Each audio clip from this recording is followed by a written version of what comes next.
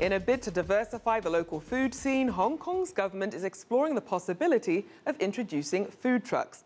It comes at a time when many street vendors are being forced out of government-run food bazaars to make way for redevelopment. Pak Yu explains. Meals on Wheels. Restaurateur John Glover is the owner of Hong Kong's only food truck.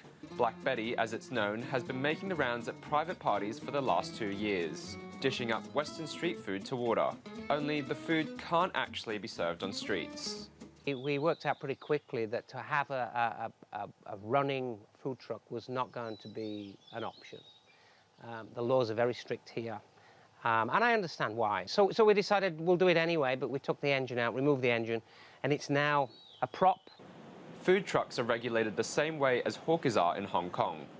The government stopped handing out licenses altogether in 1973 in a bid to revamp the city's appearance. But existing holders have been able to hang on to them and continue to operate.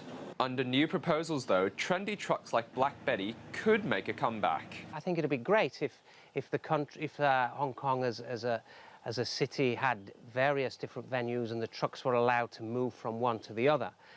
Maybe even at different times of the day. The motion to reintroduce trucks to the local food scene comes as the once ubiquitous cooked food hawkers are vanishing from the cityscape. Food bazaars across Hong Kong have been flagged for redevelopment, and only around 24 street food stalls still exist. Lam Ti Ting has been operating here on Stanley Street, in the heart of Central District, for nearly 3 decades, cooking Cantonese classics like Yung Chow fried rice and beef noodles. Of course, people want to see street food stalls, not food trucks. Food trucks are all over the world, China, Taiwan, but Hong Kong's food stalls are one of a kind.